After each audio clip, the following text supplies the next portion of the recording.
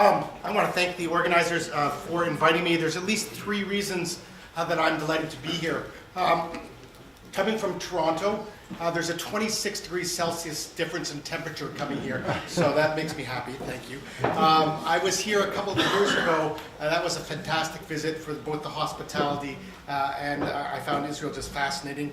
And then third, it was very good luck the last time I was here. I had the same discussant and we were, based on some of those comments, we were luckily that paper be able to get into the JFE, so hoping for the same today. Thank you.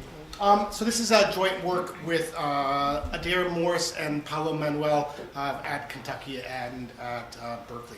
So I'm just going to start off with sort of an observation that if you're taking a look at assets, you're particularly interested in those assets that are in the hands of public pensions. Here's by one measure about more than $21.5 trillion in assets. And so anything that would reduce the return for those beneficiaries of public pensions is going to have some serious consequences. And so you ask yourself, is there anything that systematically seems to affect those returns of public pensions? And there's a long-standing literature with Roberto Romano at Yale, had one of the earlier papers in this area, that was pointing to the potential politicization of public pensions might lead to an erosion in performance and therefore have consequences for those ultimate beneficiaries. And there's actually been a number of papers that have identified different sort of channels through which that politicization could affect performance. One is maybe there's a preference for investing in local assets which may generate either employment or some other benefits for the politically connected people that are associated with the board. That's one channel. And another channel might be, well, you know, if I can find a private equity firm, I can allocate some money to them. They'd give me some direct benefits through some other channels, sort of called pay-to-play incentives. And there's also a problem associated with underfunding of pension plans might lead pension plans to take more risky performance than perhaps their beneficiaries would otherwise like to take. And so what we're doing in this paper is in the same theme about politicization, but we're going to offer a different channel through which politicization might affect the performance of public pension plans. And so I want to introduce that idea to you, and then I want to show you both a model that kind of clarifies, we hope, thinking about what that idea is about, and then some evidence that's consistent with this, that there is omitted from this list is another channel which I think is actually quite important. And that I'm going to introduce this with kind of, it's an idea, and it's really that politicization can affect the talent, the investment management talent that's overseeing the assets, and as a consequence, that's going to erode the performance of the fund. You just don't get as good people in. Without as good people, they're not going to make as good choices, particularly around the risky asset classes, and in the end, there's going to be a cost for the ultimate beneficiaries. Just to illustrate that idea, I just have a quote up here, which is from Oregon, but in our paper we have a number of other selective quotes that basically tell the same idea. Just if I read it to you here, unspoken but also politically inconvenient is the compensation to attract talent from the private sector. The state's existing investment officers are some of the best paid public employees, making an average of $200,000 a year, but Treasury officials quietly complain that staff is underpaid by industry standards. If we have the talent, we will be able to make the decisions better. And that's a kind of something that you hear on an ongoing basis. I've been on the board, we have a Center for Pension Management, particularly a story that I hear in the US, not so much in Canada. In Canada, for example, the people that run the big investment managers make $3, $4, $6 million a year. Their counterparts in the States that are running, let's say, a $25 billion private equity portfolio will make $200,000. And when they're in the same room and they're discussing the same issues, in my experience, they're just on a different level in terms of their knowledge and expertise. And I think it's more than plausible that that will then ultimately lead into performance, particularly in those risky asset classes. And so that's essentially the idea that we're trying to explore and capture here.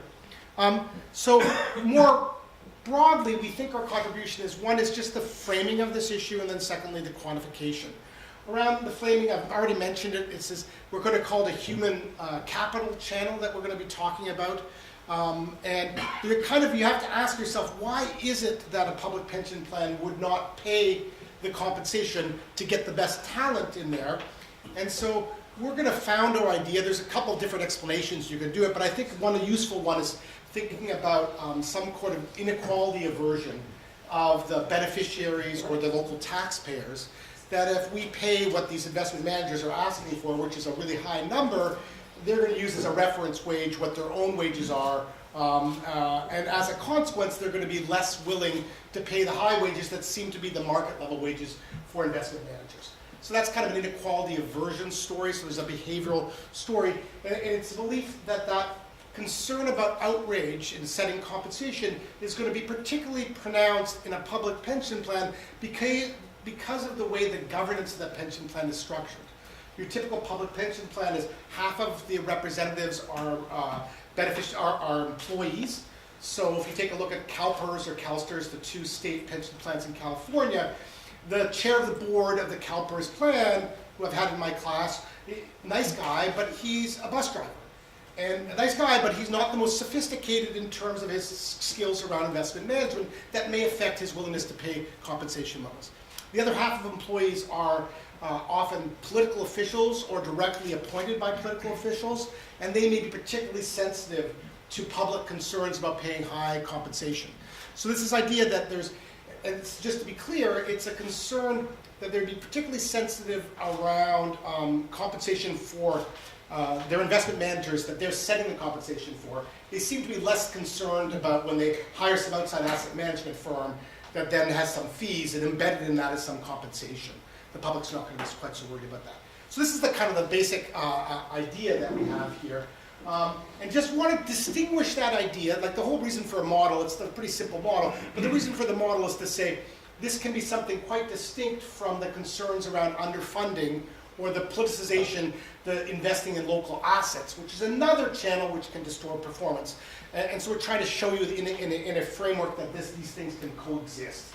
And then the last thing we're going to do is we're going to try to take a look in a panel of public pension plans. It's hard to get this data, but we worked hard to get as much compensation data as we could, a lot harder than the data sets that Kevin generally looks at, but we did our best we can. And what we find our kind of headline story that we want to tell you in the sample that we have, which has 5.4 trillion in assets under management, we find that if they were able to kind of reduce their exposure to outrage in their boards, like not having representatives that are thinking about a $50,000 reference wage, but replace that with somebody else, they're going to, if they were to avoid that, they would have $82,000 higher compensation, which would lead to $29 million more in assets under management. So by being able to kind of insulate yourself from the outrage, you're going to be able to generate higher returns on the pension plan for a relatively minor cost. At least that's the point that our results show. I'm just going to mention this paper in the context of rising inequality, where there's the wages for the very high skilled are going up higher. If there is this outrage constraint, it binds in particular on public pension plans, that problem is going to get worse in the future than it is today. So if you've got the wrong governance structure of pension plans now, it's going to become even more costly going forward. At least that's the story. I'm going to quickly go over the model because, again, it helps us to frame the paper. It's not the main contribution of the paper, just to kind of be clear. Again, if you think about these political constraints, we're going to call it a pay-to-play constraint here, and that you want to invest in local assets because you generate some returns. There's an underfunding constraint where if these tend to be systematically underfunded, you're going to try to swing for the fences story. And our story is around the possibility of outrage, which means you're not willing to pay the wage to get the right person in. That's our story that we're going to be focusing in on. In the context of a model, just to frame ideas, we were thinking about investing, there's a board that is setting a management contract in order to attract managers, and then the managers are going to make choices about what assets to invest in and see what those returns would be. The main building blocks, we've got sort of three assets: a fixed income asset. We've got your typical mean variance efficient risky asset where there's some sort of there is the ability to get a higher return, and your ability to do that depends upon the skills. So there's this thing S, and by choosing the right manager, you're either be able to get all of that extra return or not. There's also a political asset which generates some additional return. It's not as high as the mean varied efficient asset here. So this is kind of a suboptimal risky asset. So basically the mean varied asset is dominant in terms of the Sharpe ratio. And ultimately there's a compensation contract where there's a salary, where there's a fixed compensation, there's some pay for performance, and there's some explicit bonus to get people to invest in the pay-to-play asset. That's kind of the core ingredients that we have at the end of the day. End result of the model is not particularly surprising the way we've a little bit hardwired it, that we get if you're on a board that faces outrage constraints, because you're going to hire a manager of lower quality. They're particularly going to do worse in the risky asset classes where skill is going to matter. And then we have other predictions that also politicized boards will have lower returns and underfunded boards will have more risk in their portfolio. Let's turn to our efforts to quantify what the impact would be and how we do that. We gathered data, I've in some previous projects used some data from CEM benchmarking, which has data across pension plans all over the world, some quite nice detailed data. We tried to get all pension plans that we could that had more than $10 billion in assets, and we could provide some information about that. And they also had some information around compensation, which was binding constraint, because it's often difficult. It's not like public disclosure around this. This just shows you that we've gone across a bunch of different geographies, and on average, these are big plans with a mean value of assets under management of $45 billion. So these are big. Nothing surprising in what these guys have.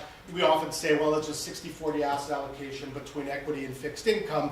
Of course, that's not quite true because you invest also in risky assets, in alternatives. So our mean pension plan is about 50% in public equities, about 20% in alternatives, and about 30% in fixed income. These are sort of typical plans, and then you take a look at the returns that they get, sort of as you would expect. The risky or asset classes and alternatives have the biggest sort of tracking error on those, less in equities and less in fixed income. The net returns after costs for these public pension plans, they don't seem to do particularly well or badly. There's some gross returns, and then of course the costs, we see what the net returns are. The big data innovation, as I said, is gathering information on the compensation of these folks. And we dug in to figure out where do they come from. And you tend to, the CIOs or the CEOs of the pension plans tend to come from, some of them they hire from Goldman Sachs. They get them to come in and help them to run there. That's what the Canadians do.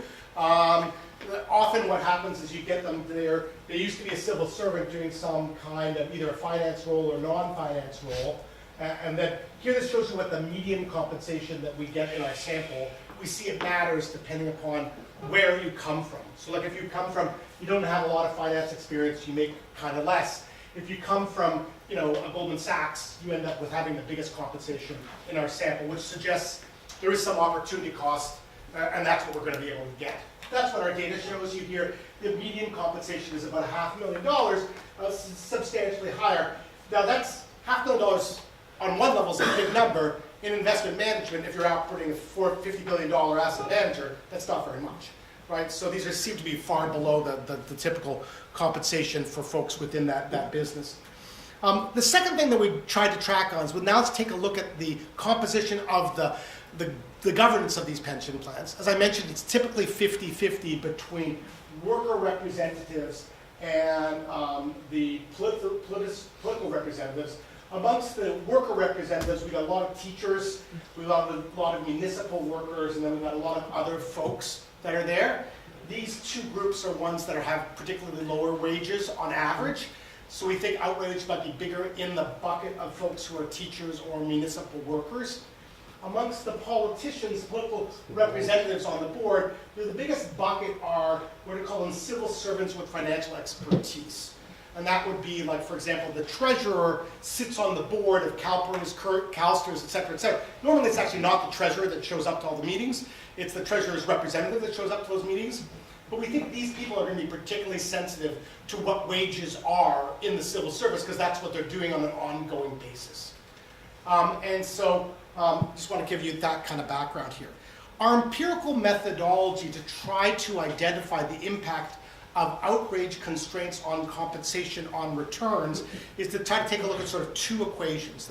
The first equation is going to say, what is the impact of outrage on compensation?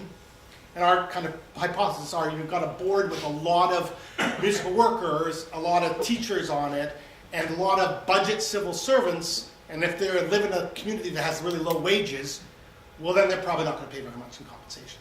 And so that's what this one here. So our measures of outrage that we're going to focus on reference wages. We're using the wages of the beneficiaries and the wages in the local community in which the plan is organized. And then we're also using trustee occupation, identifying those particular occupations that we think are probably more sensitive to these issues because of their wages. So there's 5 variables here. We also include underfunding, political board, and a bunch of other covariates like the firm, like the asset management size, and maybe some other choices that they make. We're going to get the predicted compensation that comes from this. We're going to include that in the second stage regression. We're continuing to allow for politicization to have an impact on performance, underfunding to have an impact on performance, but we think these outrage constraints are only going to work on compensation. And so we're going to take a look at the impact of then outrage-inspired compensation on the ultimate performance. We're going to use a bunch of different kind of performance metrics. For this to work, to you believe this, you have to believe that this fact of living in a community with low wages is not going to affect the return on the asset choices. Only way it's going to be done is through the compensation impact. All right, so you have to kind of believe that. That's our exogenating condition. And we think it's plausible, but I'm sure there'll be some questions around, how plausible that might be. But that's what we need to do in order to identify this. Just to show you the first stage where we're seeing to what extent do these predicted measures of outrage seem to lead to lower compensation, and things line up pretty nicely. That if you have lots of finance civil servants, you have lower wages. You have teachers, you have lower wages. You have municipal workers, you have lower wages. All of those, 2 of the 3 of those are significant. If you live in a community which has higher income, then you're going to have higher wages. Higher worker wages, you're going to have higher wages, and everything else kind of plays itself out. So these things, the first stage is plausible in terms of the mechanisms. And again, what we're going to try to do is then to move to, and we've got size and year fixed effects. The second stage, we're going to take a look at well, I guess this is worth the economic magnitudes just to see here. If I was moving 1 standard deviation in terms of more municipal workers, that would be $76,000 lower compensation. 1 standard deviation more budget civil servants, $107,000. 1 standard deviation higher regional income, that would be $63,000. So we're using a number of like 82,000 average across this when we're going to do our economic impact comparisons, just moving 1 standard deviation in the measures of outrage. That just wanted to give you some sort of ballparking of what we're going to do. The second stage takes a look at the outrage predicted compensation impact on performance. And so here, first, we're going to take a look at the overall return of the fund. And that says like 6.4 basis points overall return. I'm more convinced when I take a look at within asset classes to take a look at the returns. And we see that there's positive and significant returns in alternatives and in public equities and no impact on fixed income. So this is associated with higher returns overall, and the returns are in the risky asset classes as we thought, and it's not in the fixed income because we don't think you don't have to be brilliant in order to do fixed income would be the sort of underlying assumption here.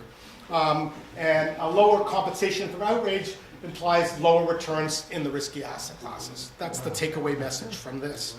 Now, what is the economic impact associated with this?